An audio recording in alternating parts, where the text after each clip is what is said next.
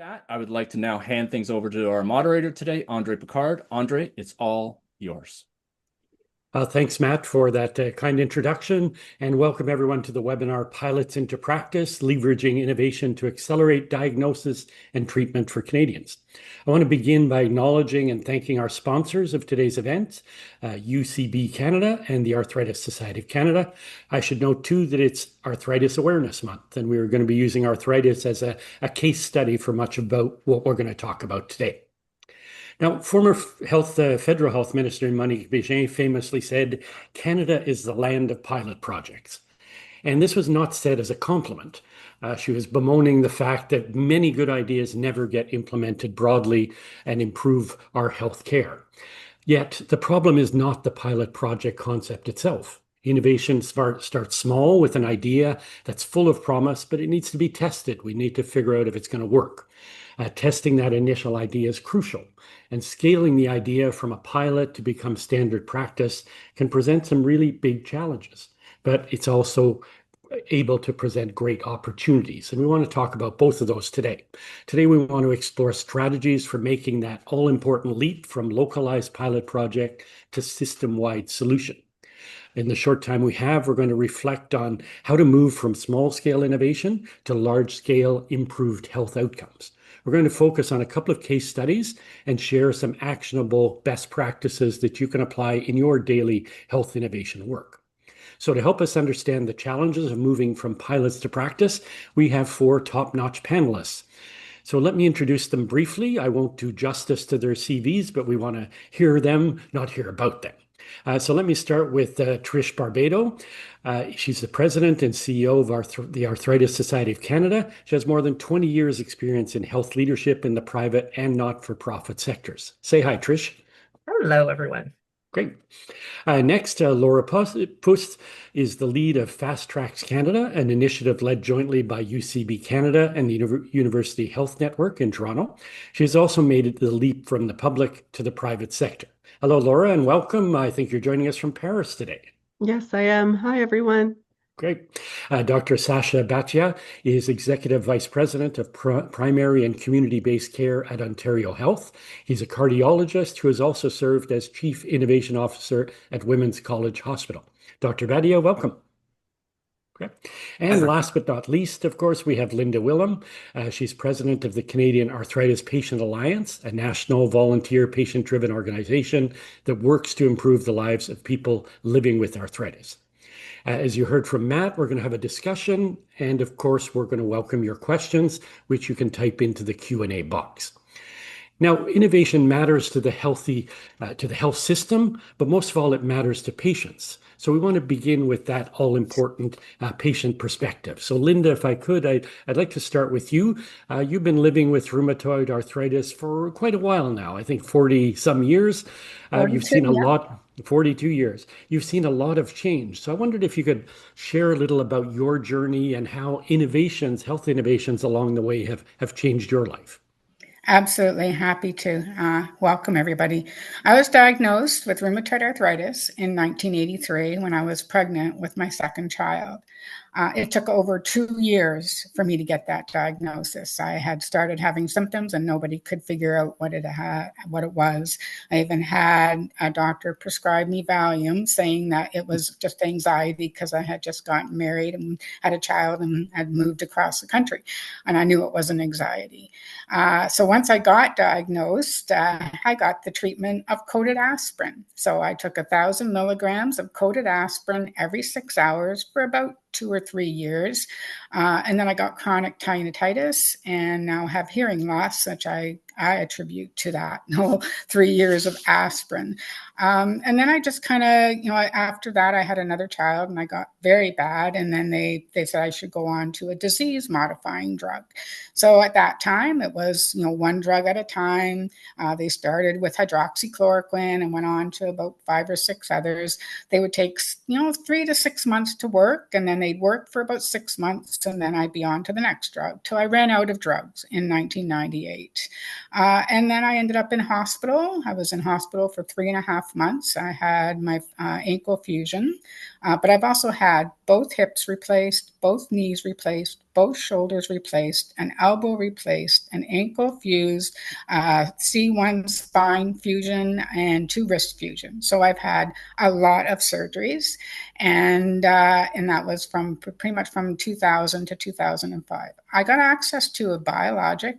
Talk about innovation, and it totally transformed my life. I still had all the damage from the disease, so I was disabled, permanently disabled from this disease, but it gave me back quality of life, controlled my pain better.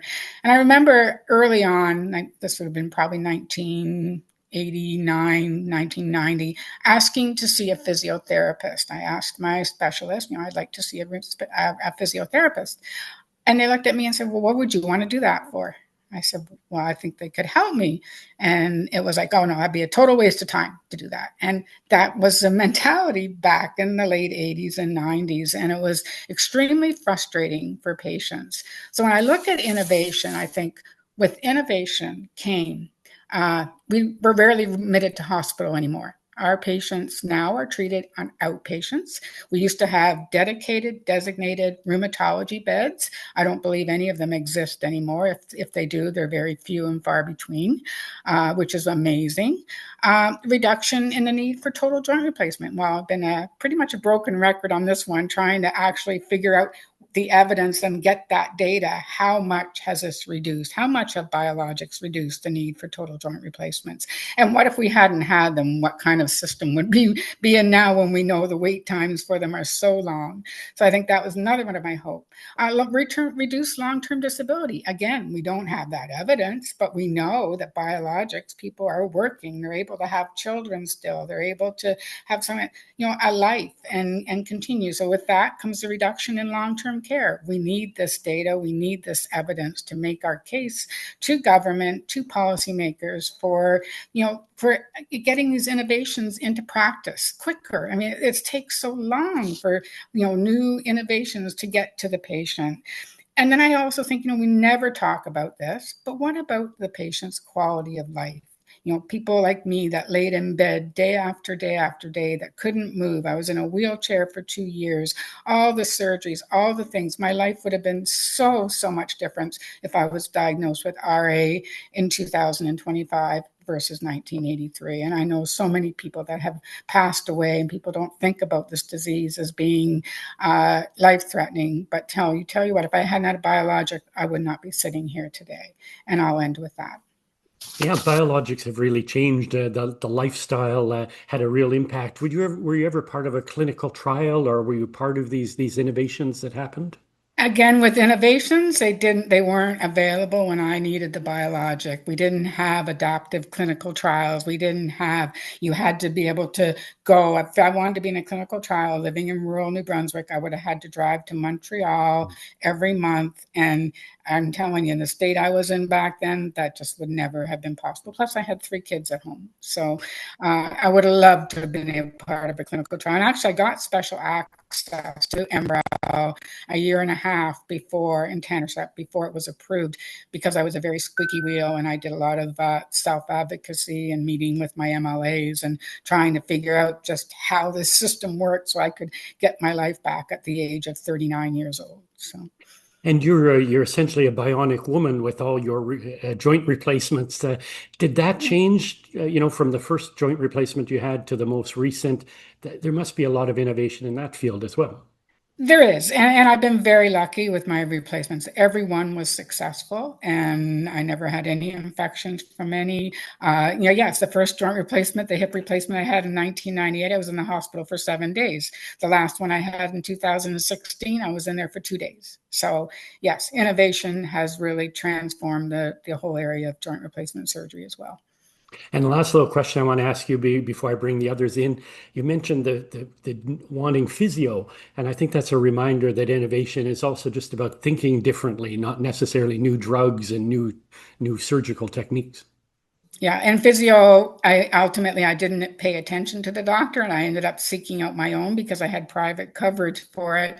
And they've saved my life on so many times. I mean, they just catch things quicker. They know the body, got me back on my feet when I had different other issues going on. Because when you have much damage to your body as me, the muscles and the joints and everything's connected.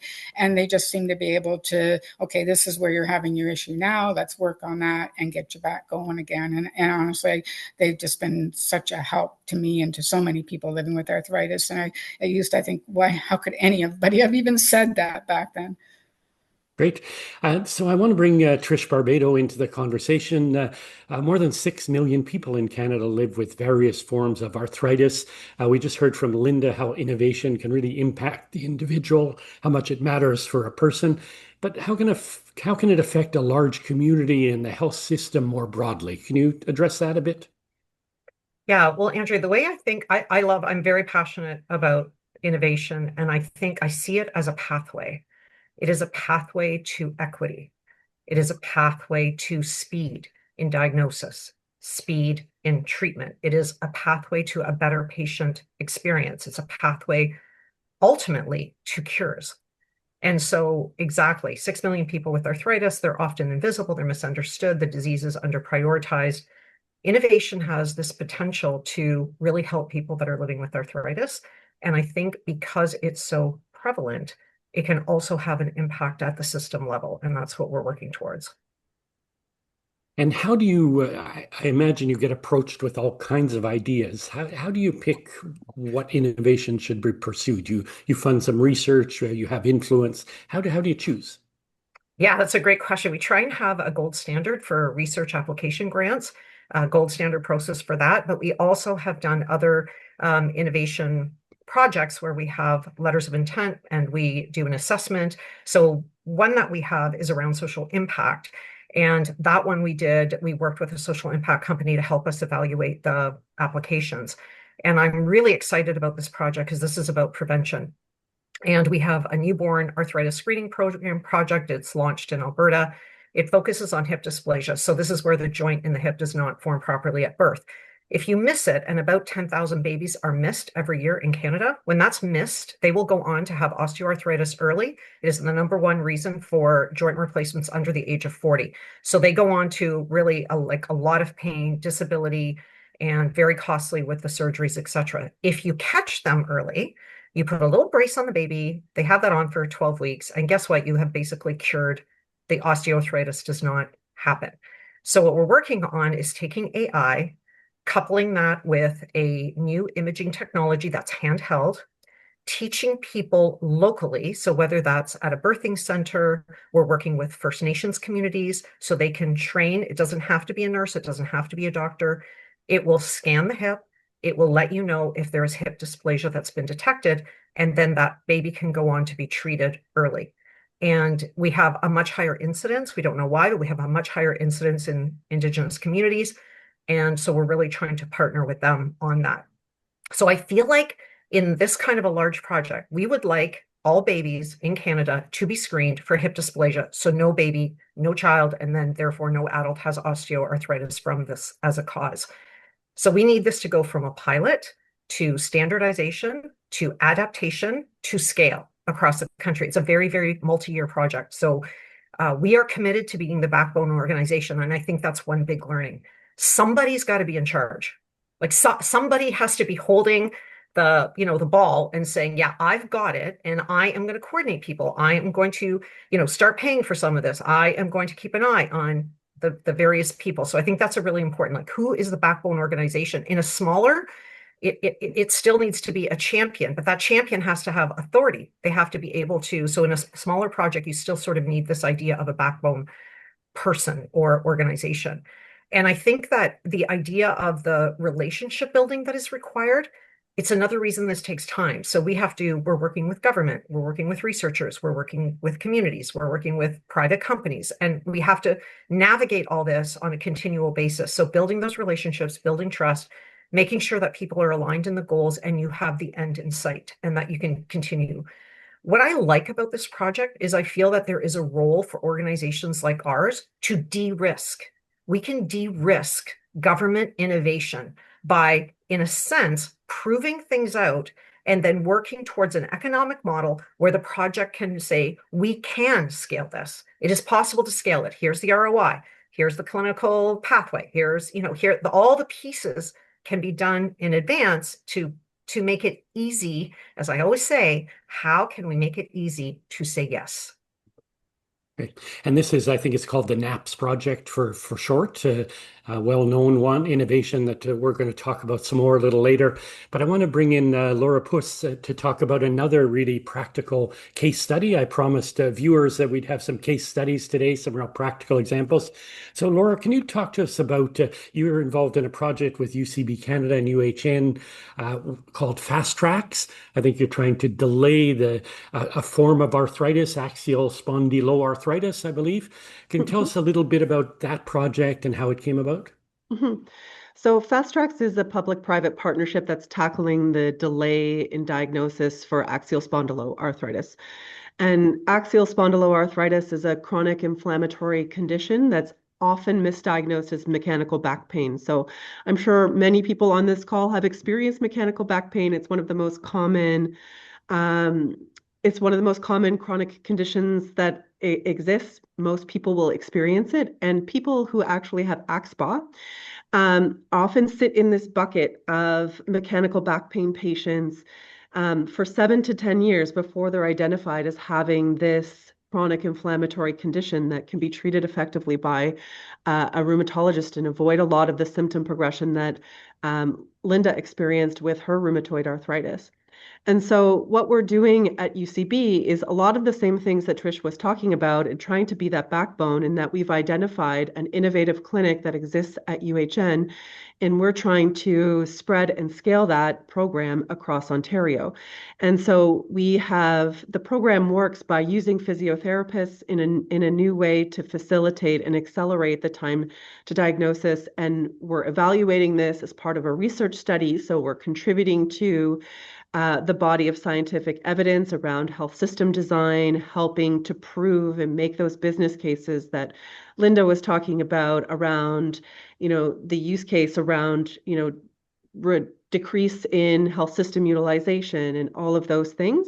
So we're scaling the model that exists very successfully at UHN and proving that you can make it work in places like Ottawa and Thunder Bay. And I think another key part of this program is that UCB is able to have a larger view than just Ontario.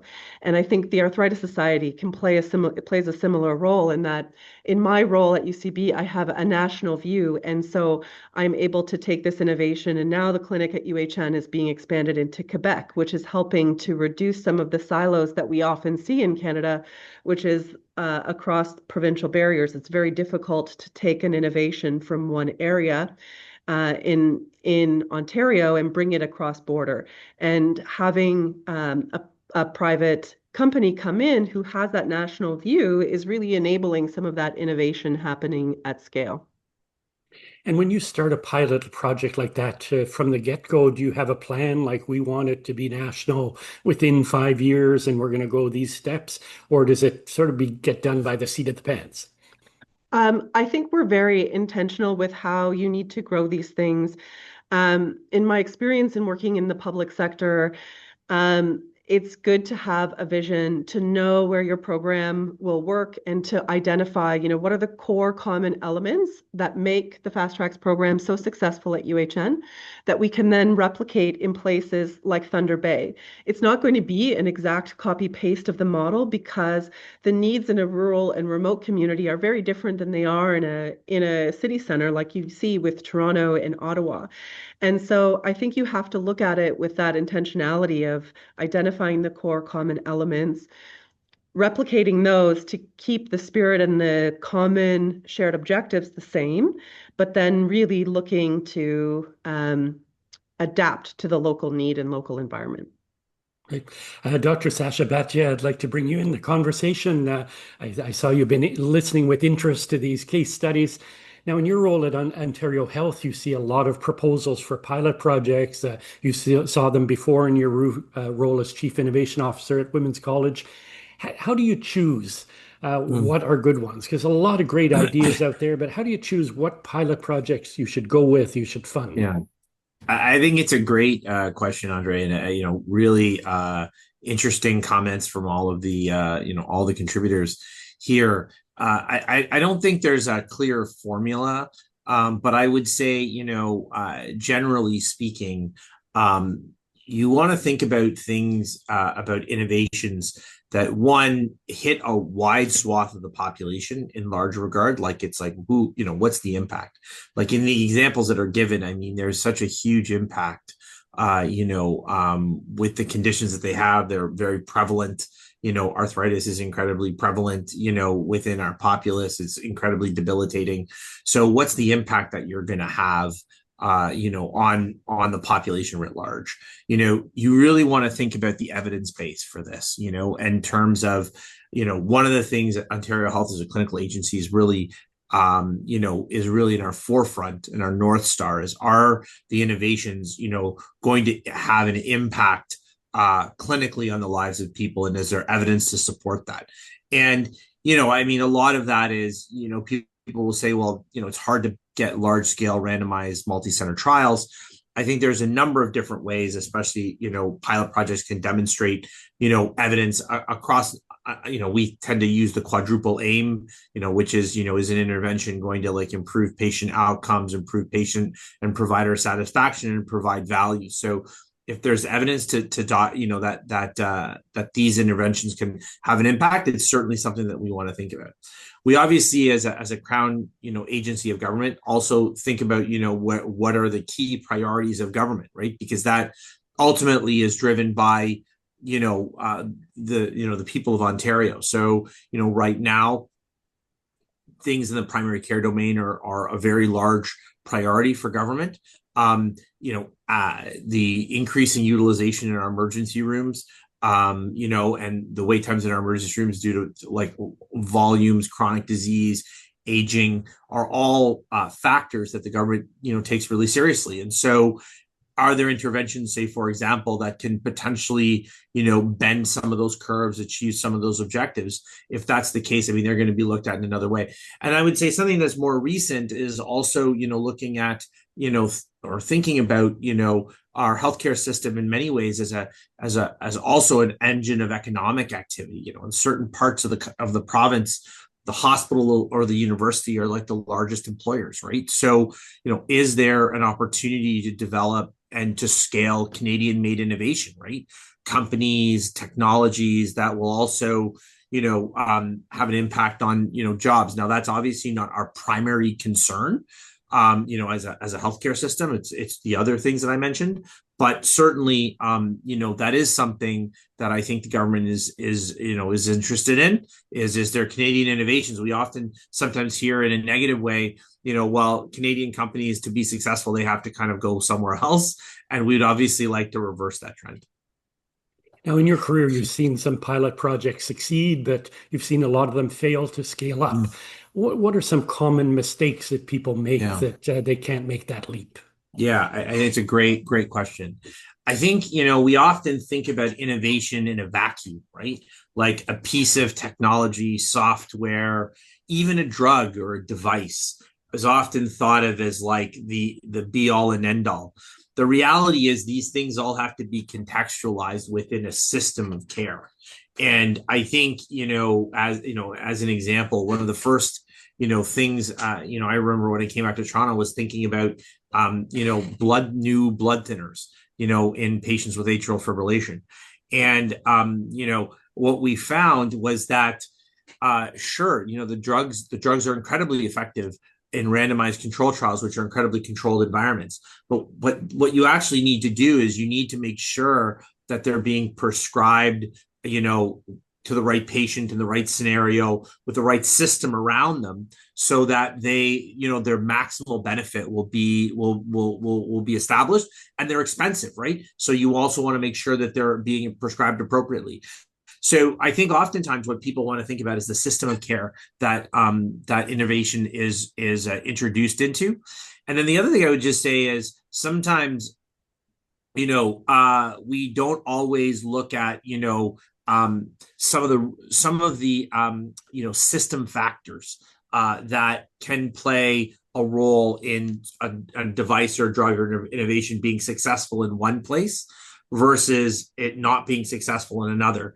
And you have to sort of adapt a little bit, the way you deploy an innovation depending on the environment. So a really good example, from years ago was something I remember when it was college, we called the virtual ward, which was this, this innovation that was basically like, hey, and Laura knows because she was, involved in that, basically where you would take a person post-discharge and you would, have them go to a virtual ward of people that would, monitor them in their home. This was a really interesting idea. We thought this was going to be an amazing, revolutionary concept. And unfortunately, it didn't work in a randomized controlled trial. And part of the reason it probably didn't work is it's probably ahead of its time. I mean, we were innovating this into or deploying this into a system where, primary care, which is the main point of contact with the patient, was incredibly fragmented. There was little communication between the hospital and the primary care doctors. And so this was sort of putting in, kind of a Band-Aid into what was a fractured system. Now, as we're, really working to build bridges between primary care and the hospital sector and build that capacity. I mean, who knows? Maybe the virtual ward will be more successful. But again, context, I think, really matters. And so, again, I think those are kind of a couple of things that I would think about. Great. Now, Laura, I saw you nodding a lot while Sasha was talking. Can you talk a bit about that he made that really key point? Where does your innovation fit into the system? Can you talk about that, the importance of that?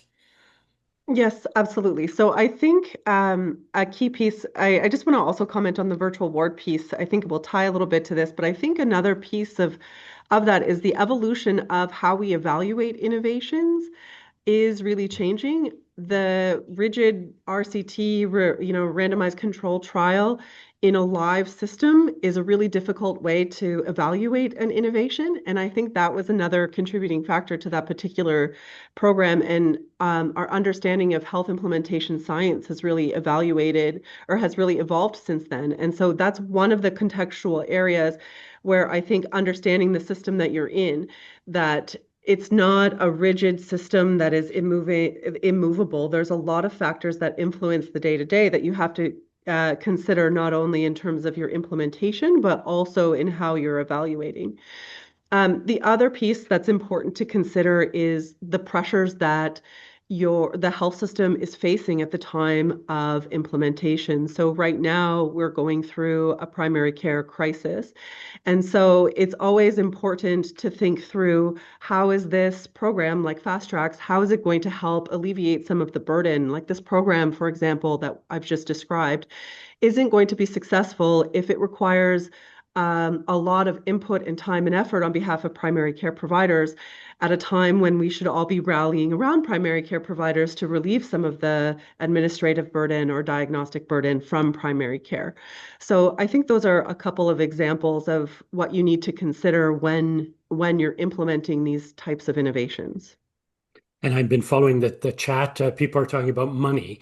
Is it all about saving money, or does it have to do with quality of life, as Linda talked about? How do you measure those things when you want to figure out how it fits into the system?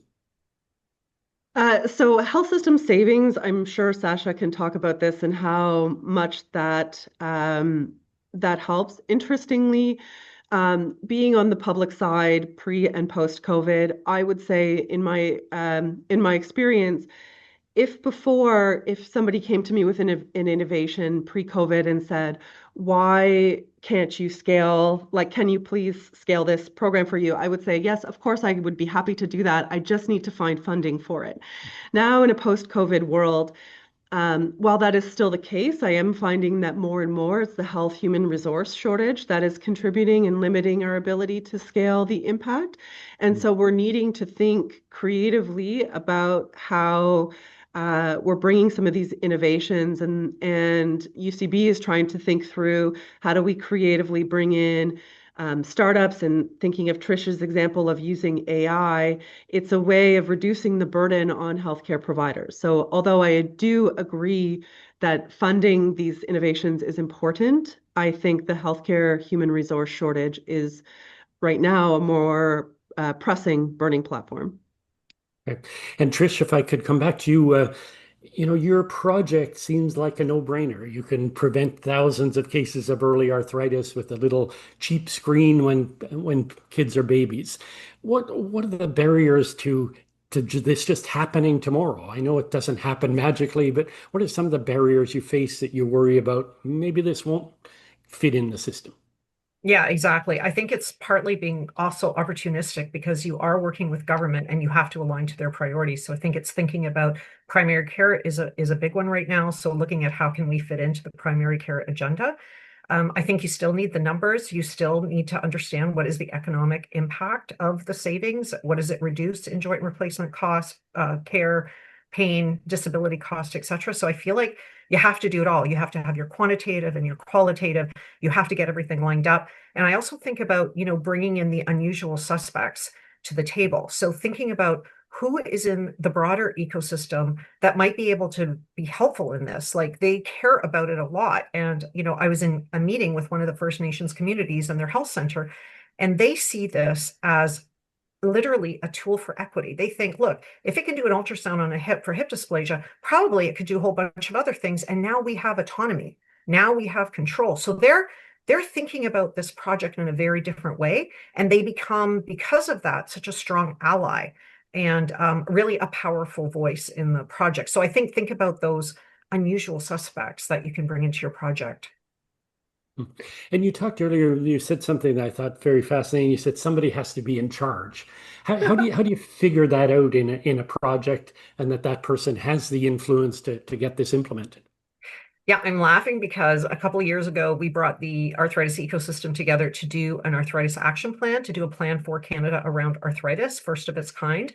And we are the backbone organization for this engagement. And, the first meeting was definitely not as good as I thought it was going to be, but we got there. It's just, I feel like we got our board to agree to the money part. And honestly, if you have money to invest, it really is helpful. And I think there's also just some natural alliances that are made and some natural places. So I think it's about trust. It's about relationship building. And there is a model that you can use, a collective impact model out of Stanford. And we are using this model that talks about what a backbone organization is and what the requirements are for success. And so that might be something that your audience is interested in, is to look up that collective impact model as a way to think about how to organize a project so that it has a higher level of potential for success. And I think you made an important point there in passing too, that you shouldn't go to your partners and just ask for money, right? It's more than about getting their cash. You want their input and their wisdom. Yeah, I always think about how do we make it easy to say yes? And the way to make it easy to say yes for partners is find out what they care about. It's about listening. So, okay, I'm going to bring this partner to the table and they care about this. And here's the part of this project that will interest them. I used to be a CFO. So as a CFO, the thing that I cared about was, monies and dollars. So when people came to me, they brought me the case study. That's great. But for the nurse or the clinician, they brought the patient perspective. So it's like having that agility to think about, how can we make this successful for everyone and keep them in the game, keep them engaged, hold this thing together so we can get it to fruition and to scale, which is hard, but so important. And Sasha, I want to ask you that question. How somebody's approaching Ontario Health with a project, how do they make it easy to say yes, as Trish said?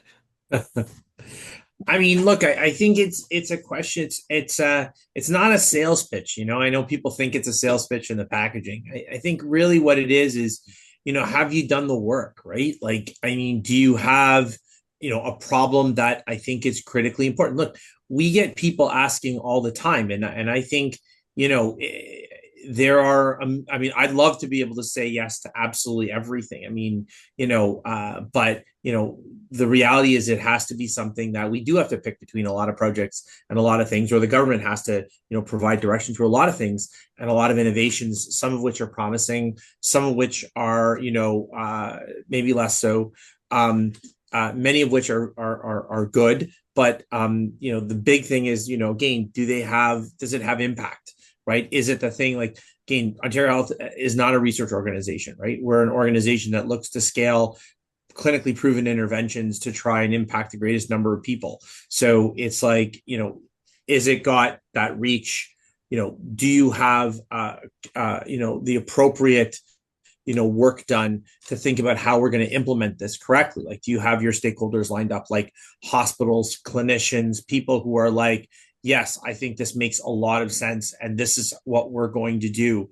And then obviously having, patient partners. Like, one of the things we don't talk as much about and we're working on is the idea of, the patient voice. I mean, I love that Linda's on the call, but it's like a big question around actually measuring like patient experience, right? Because there are innovations that may not have a direct clinical outcome, but may actually be really great for patients. A lot of digital interventions are like that, as an example. And unfortunately, we haven't been able to fund them because it's like we can't demonstrate their efficacy from a system perspective. But to be honest, patients really like it. And where's the role of that? So I think it's lining that up, having having clear evidence and an implementation plan, and then working with us. A lot of the times, there's a journey that we go on with, these innovations to say, this is a great idea. Have we thought about all of these other things? And then people go away and it becomes a dialogue. So it's oftentimes not a one-off thing. And we staff our agency with clinical experts, right? Who give us the advice. It's not me making the decision or, our CEO. It's often recommendations that come from, our clinical experts who say, this is the right thing to do at this time. And it's being able to tell the story with them. Now, it's easy to measure the ROI, the return on investment in theory, but how do you measure that potential impact on patients, on quality of life?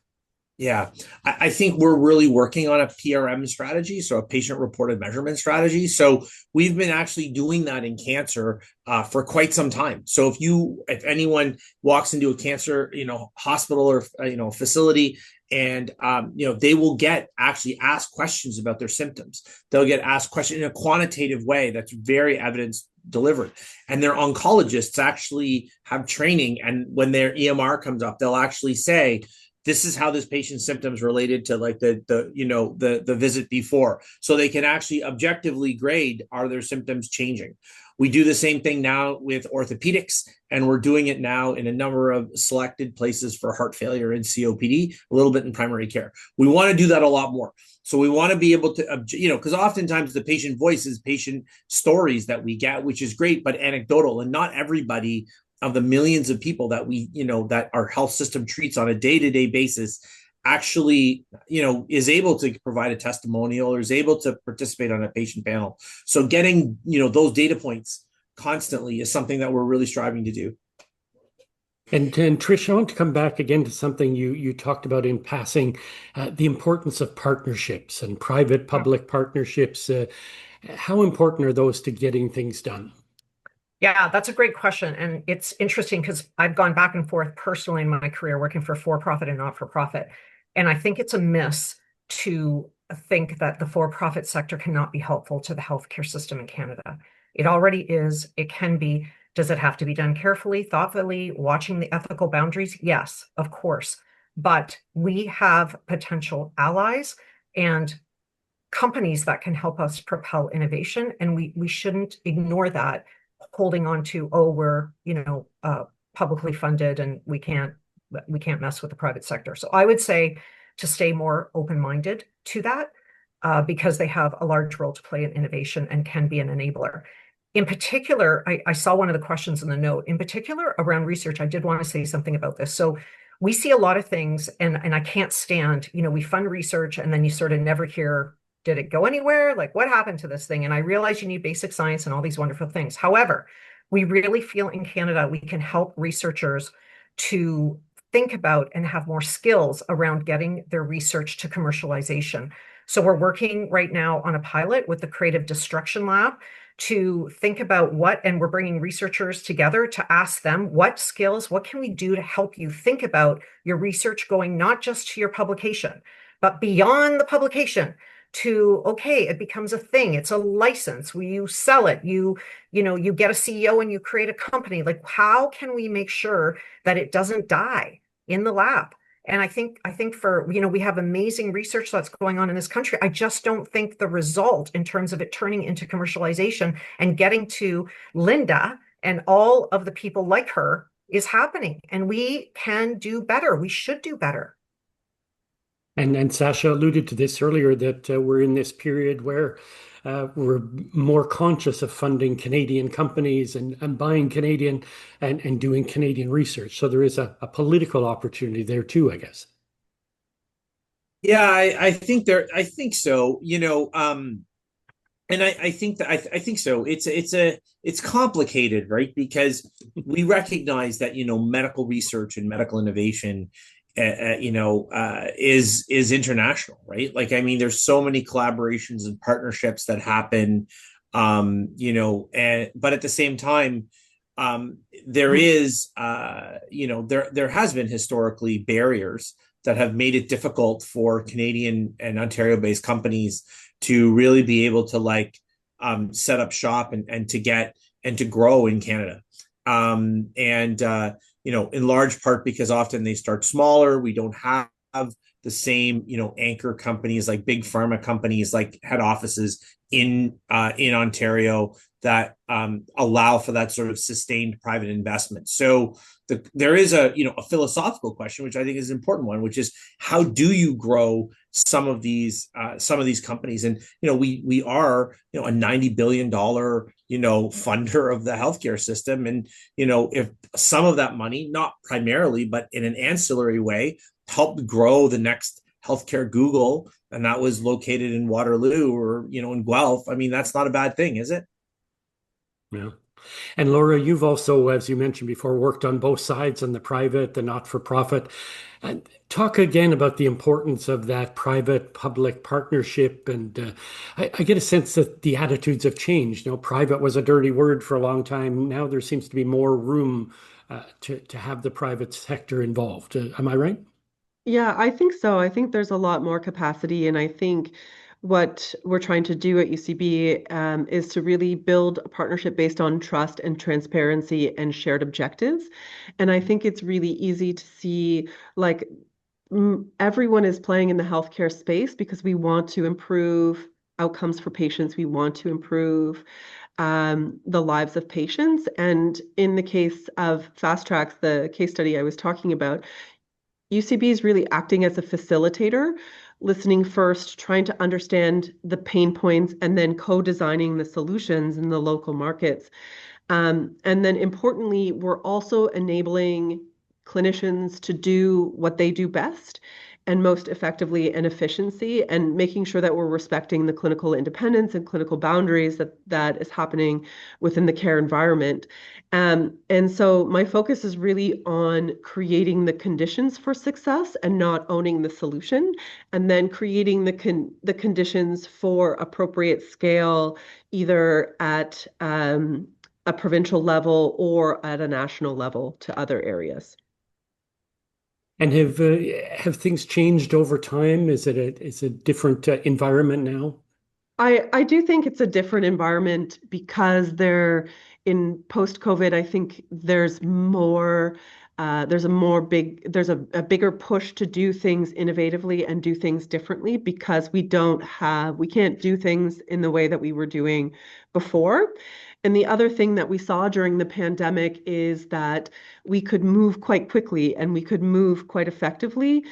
And so it's easier and faster getting things done now than necessarily they could be, because we had a burning platform that allowed for innovation to happen at a rapid pace. And it showed that we could effectively do that within our existing healthcare system. And Linda, I want to bring you back in. We haven't forgotten you, don't worry. A lot of people, I've heard people talking about, meaningful collaboration. So what does that mean to a patient? You've heard the experts talking, but what's meaningful collaboration in a pilot project mean? Well, thank you, Sasha, for including that in your comments about that, including the patient voice. And we're more and more we're being included. But for me, meaningful collaborations is that, and Trish is going to know that I will say this, that it's just that patients are equal in all health policy decision making in arthritis. I mean, and that includes treatments, that includes accessibility in the system, that includes priorities of research, priorities for innovation, priorities for care, that we're equal and that we're consulted and that we're involved and engaged. We've had so much missed opportunity the last 50, 100 years where we've not included patients. And, even from my own experiences with, biologics and the biosimilars coming on. If the government had reached out to patients about biosimilars a couple of years before they came to market, I think we would have had a much better uptake of them. We would have saved a lot more money and we would have had better patient outcomes. So yes, patients have to be at the table.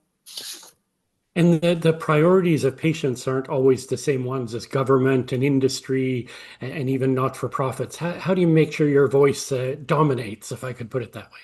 Well, we've been doing this for 25 years. I mean, we started back in 2000 when biologics first came to the market. They were the most expensive drugs that we had seen to date. I mean, now, of course, we have even more expensive ones. But back then, $25,000, $30,000 a year was incredible. And plus the prevalence of people who were needed. We had to do a lot of work with government to educate them. As you said, I mean, they think arthritis was aches and pains. They had no idea that arthritis could kill. I remember going to a Health Canada meeting, a consultation on the drug. They were modernizing the drug approval system. And there's a reviewer was there and said, oh, he said, I can see allowing special access to a new drug if you have cancer or HIV, but not for arthritis and for rheumatoid arthritis. And he specifically said it. And I don't think he knew I was in the room. So of course, this is one of the first time I'd been at one of these consultations back in 2005 or 2003 or something. And I'm just shaking and vibrating because I had just been part of Health Canada partnering with the Arthritis Community Research Evaluation Unit. And we just done a publication called Arthritis in Canada. And I knew the page number where actually more people were dying from rheumatoid arthritis at that time in Canada than were dying from HIV, because HIV patients were getting their drugs and we weren't. And you could have heard a pin drop in the room. And that's the kind of thing I think that patients can bring, that real world. As Laura had said, that real world, it doesn't, randomized controlled trials don't always cut it anymore. Sometimes you need to hear from what's actually happening on the front lines.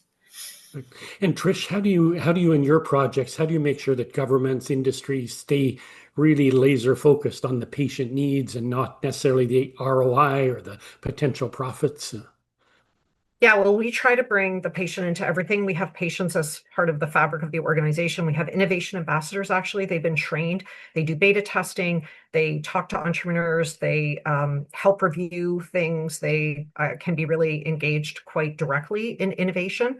So we have that as part of the volunteer base that we have. I also want to comment that Linda has a great document called it's her patient charter that we are also using for the work we're doing on the action plan. So it's just a great summary, one page of what patients have a right to. It's very simple, but it's just good for all of us to remind it, and it would be applicable to all types of patients. So I think that is really important.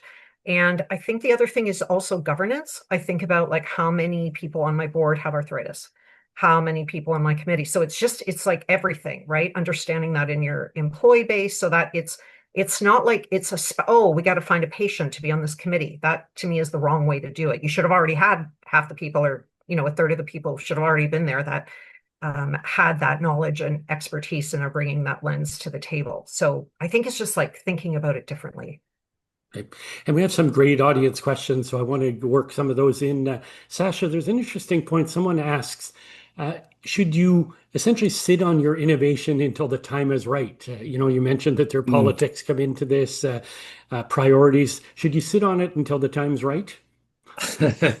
I mean, I think that's a hard question to answer. I think that it's important to ensure that a technology is implemented with the right contextual environment around it, right? Like I think about, I mean, this is going to be maybe a silly example, but cardiac surgery.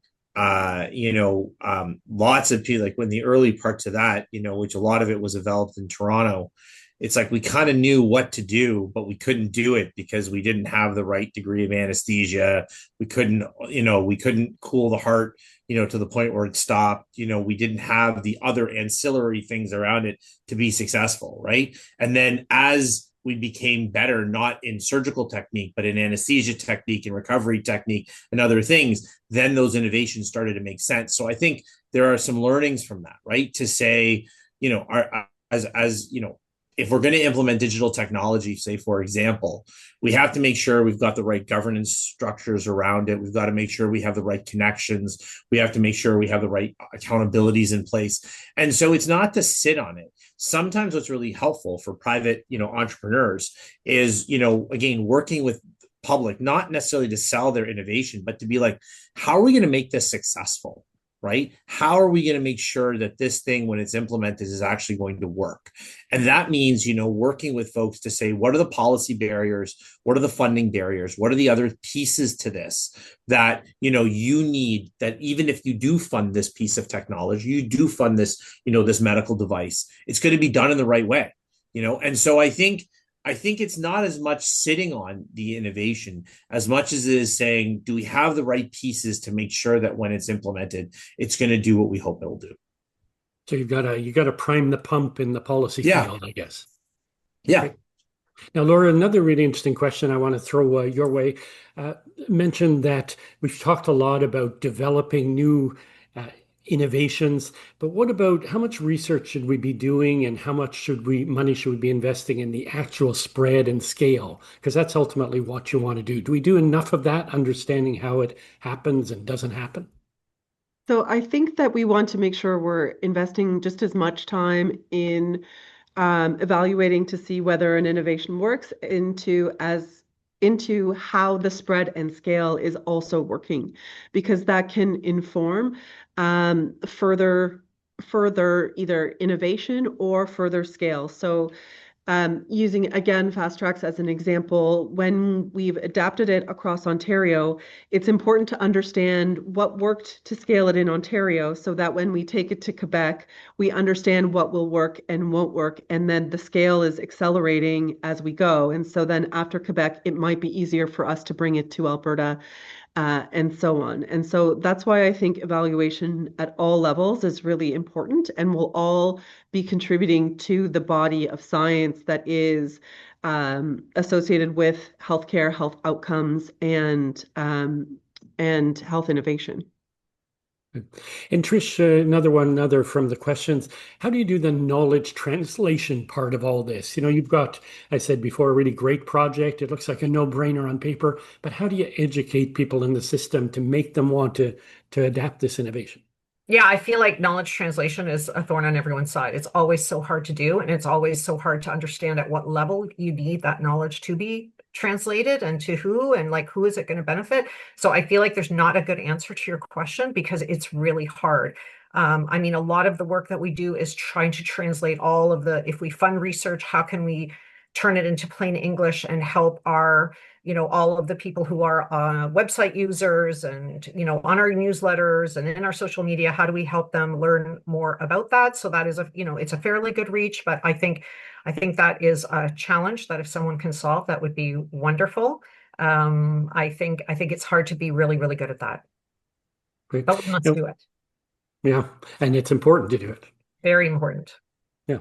Now we only have a few minutes left, so I always like to end panels on a hopeful note. We're not living in very hopeful times, so I like to send people home on a high note. So I want to ask each of you, what makes you hopeful that going forward we're going to get better at this, that we're not going to be, just the land of pilot projects that never go anywhere, that Monique Bégin bemoaned many years ago. Laura, maybe I'll start with you. What makes you hopeful that this is going to happen, and happen better and faster and smarter? Yeah. So for me, I think it was a very personal and a difficult decision to make to leave the public sector because I really believe in our Canadian healthcare system. I really believe in all of the work that I had done in the public sector. But what makes me most hopeful is that I have had a really great experience working in the private sector and witnessing from my colleagues and others that the shared goals that we all have still exist, and that there are many people who have these shared goals around improving the lives of patients, and for us, improving the lives of patients within the Canadian healthcare system and to preserve the values of our Canadian healthcare system. That gives me a lot of hope because I think there are going to be a lot of hands at the table and a lot of really smart people working on these really difficult problems that we have in the Canadian healthcare system and the healthcare system in general. Nice. Trish, do you think we can get over our pilotitis, as somebody called it in the chat? Well, I would say I'm most optimistic, honestly, about AI because we've unleashed it in our organization. I want our employees to access AI tools, to build their confidence, to innovate in their daily work. That's at a micro level. So how do you say yes to that? Because there's 100 reasons to say no. How do you say yes to your employees? And then on a macro level, my goodness, Canada has to get its act together. We have unbelievable data that is fragmented and doesn't need to be anymore. We need access to it because then our clinicians and our researchers can draw on it. They can do high quality, comparable analysis. We can use it for research. We should be a leader in this. We have the grandfather of AI from Canada. We have all these institutes. We have public health data. There is no reason, we must be successful in an AI generation, and I am hopeful for that. Great. You're talking about one of my pet topics, data, and how we don't use it very well in Canada, but we'll have a discussion on that another day. Yeah. Sasha, do you think we can do better? Are you hopeful that we'll get over pilotitis and do better at implementing projects that matter? I think so. I'm pretty hopeful, I think, for a couple of reasons. One is I think we're really good in this country at problem identifying. I think I've heard, all the concerns that have been said a million times over. And I would say it is seeping in. I think our decision makers are as seized with it. I don't think anyone in government wants more pilots. I don't think anybody wants to fund small things. I think people want not fragmented data. So I think it's not people are everything is hunky-dory. I think that the question now is the how. The how is very challenging, right? Because the how is the hard work, the roll up the sleeves. The how is making people mad, right? The reality is that I think people have seen it even in government, when they talk federally about nation building projects. You know what? There's a reason we haven't done nation building projects because there are lots of people who are yeah, I don't want that. That's not what I want. And the tricky part in all of this is going to be to get to the sort of Shangri-La that we all sort of see. It's going to be about having dialogue with a number of groups and bringing people to the table and doing a tremendous amount of hard work on getting a path forward and probably making some people mad and probably being okay with that. And ultimately for the greater good of making sure that Ontarians and Canadians feel like they're getting good value for their hard-earned taxpayer dollars. And I think we can get there because I do think that people are starting to wake up to that reality. And I think people are willing to do the hard work. Yeah, I think you're right. We have all these great ideas. We have solutions to almost all our problems, but we're not so great on the implementation. We're a little, hesitant. Linda, you gave us the first word. I'd like to give you the last word. I hope you're hopeful. I am hopeful. I mean, when I was in that room at Health Canada, and I said that about the research and the need for us to get our medications, and I look now, 25 some odd years later, the engagement of patients now has grown. Patients are now on, formally engaged with health policy. I do a lot of work with the Canadian Institute for Health Information, Public Health Agency of Canada, Health Canada, Canada's Drug Agency. So we're getting there, and I think when you have the people that are most affected by it, I think you can't help but be hopeful that things are going to change and improve. It takes time, but we'll get there. Great, and I hope we get to the point soon where Monique Béger's comment, where the land of pilot projects is actually a compliment, because it says we're doing a lot of innovation. So I'm going to urge the panelists to read the chat, because there's some very nice compliments there about you all, and I'm going to turn it over to Matt to say goodbye. Thank you, everybody. Again, thanks for joining us today. Have a wonderful day, and we'll see everybody soon. Bye-bye.